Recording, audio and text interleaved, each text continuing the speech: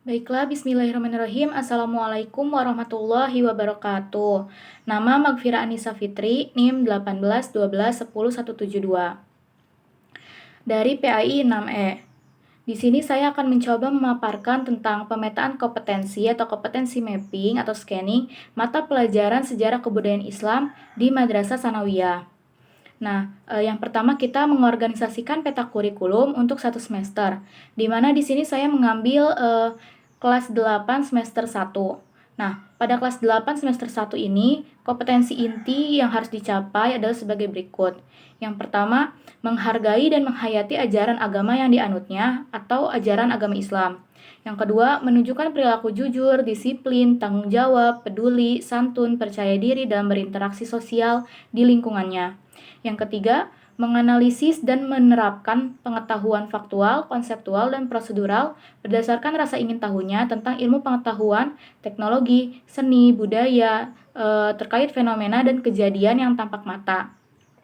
Yang keempat, mengolah, menyaji, dan menalar dalam ranah konkret, yaitu menggunakan, mengurai, merangkai, memodifikasi, dan membuat, dan ranah abstrak, yaitu menulis, membaca, menghitung, menggambar, dan mengarang dalam bentuk sudut pandang atau teori tulisan atau media sesuai dengan apa yang telah dipelajari di sekolah. Nah, untuk materi yang diajarkan pada kelas 8 semester 1 ini ada 3 bab. Bab pertama yaitu Daulah Abbasiyah membangun peradaban Islam. Yang kedua yaitu kejayaan intelektual, ilmuwan, dan ulama Islam Daulah Abbasiyah. Dan yang ketiga, kemajuan peradaban Islam pada masa Daulah Ayyubiyah.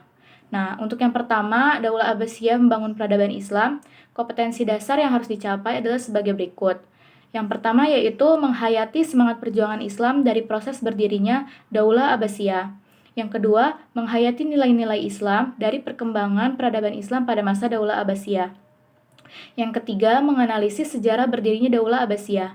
Yang keempat yaitu menyajikan hasil analisis tentang perkembangan peradaban Islam pada masa Daulah Abbasiyah.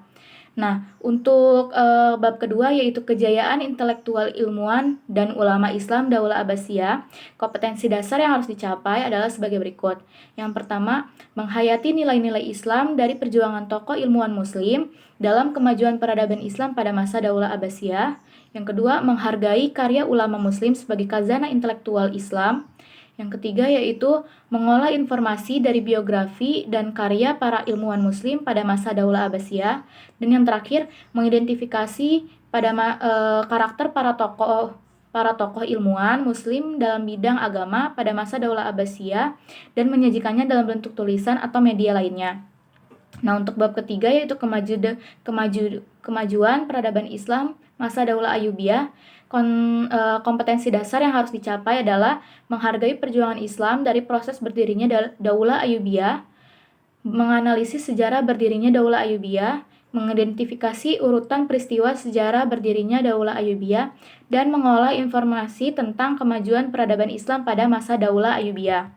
Nah, untuk hasil konteks atau unit-unit yang relevan dengan bab-bab di atas adalah sebagai berikut.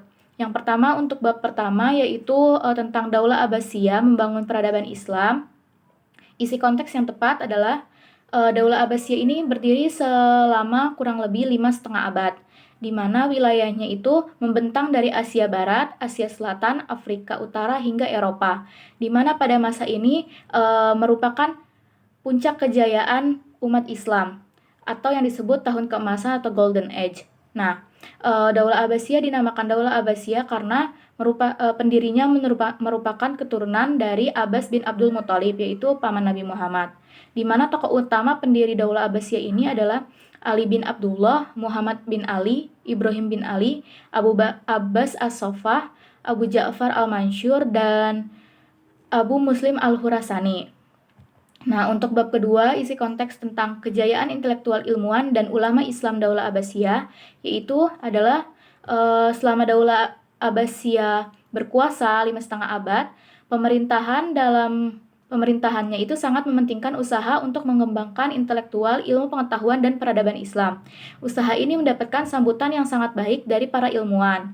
Nah, oleh karena itu, pada masa ini banyak sekali manuskrip-manuskrip kuno, tulisan-tulisan ilmiah, atau buku-buku literatur yang awalnya berbahasa Yunani atau Romawi kemudian diterjemahkan ke dalam bahasa Arab. Nah, sedangkan untuk bab ketiga yaitu yang menjelaskan tentang peradaban Islam, kemajuan peradaban Islam pada masa Daulah Ayyubiyah, yaitu adalah Daulah Ayyubiyah ini adalah daulah yang berdiri setelah Daulah Fatimiyah. Nah, di mana Daulah Fatimiyah ini dia merupakan daulah yang berfaham Syiah dan berdiri di Mesir. Tetapi karena Mesir diserang atau dikuasai oleh tentara Salib, maka mengakibatkan melemahnya Daulah Fatimiyah. Dan dengan inisiatif Panglima Tentara Asaduddin Shirkuh dan saudaranya Salahuddin Al-Ayyubi, mereka membangun Daulah Ayyubiyah ini, di mana Daulah Ayyubiyah selaras dengan masyarakat Mesir yang berpaham Syiah. Nah, kemudian kita mengembangkan perencanaan dalam beberapa konteks atau unit yang relevan. Yang pertama kita menentukan tujuan pembelajaran, di mana tujuan pembelajaran melalui kegiatan pembelajaran ini, siswa diharapkan mampu memahami tentang sejarah kebudayaan Islam, yaitu tentang perkembangan Islam pada masa Daulah Abbasiyah dan Daulah Ayyubiyah. Nah, kemudian kita masuk ke kegiatan pembelajaran, di mana ada pendahuluan, yaitu menyampaikan tujuan pembelajaran dan mengapresiasi dan memotivasi betapa pentingnya belajar sejarah kebudayaan Islam. Kemudian masuk kegiatan inti, guru meminta peserta didik untuk mendengarkan penjelasan dari guru tentang sejarah kebudayaan Islam. Kemudian guru memberi kesempatan kepada peserta didik untuk mendalami buku bacaan tentang sejarah kebudayaan Islam. Kemudian guru memberikan penjelasan tambahan dan penguatan terhadap hasil pencernaan peserta didik. Dan kemudian guru memberikan tugas kepada peserta didik tentang tanya jawab seputar sejarah kebudayaan Islam.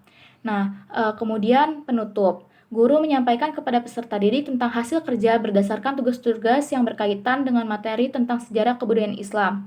Kemudian guru memberi tugas dan guru menutup pertemuan pembelajaran dan memberi salam. Nah, untuk metode yang digunakan yang tepat adalah ceramah dan tanya jawab. Untuk alat dan media ada papan tulis, spidol, dan infokus.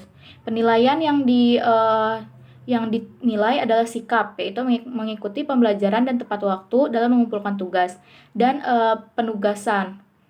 Nah, untuk mengembangkan ide-ide pembelajaran, kita bisa membuat pembelajaran kreatif, penggunaan audio dan video, pembelajaran luar kelas, atau melibatkan games dan permainan, dan membuat komunitas belajar.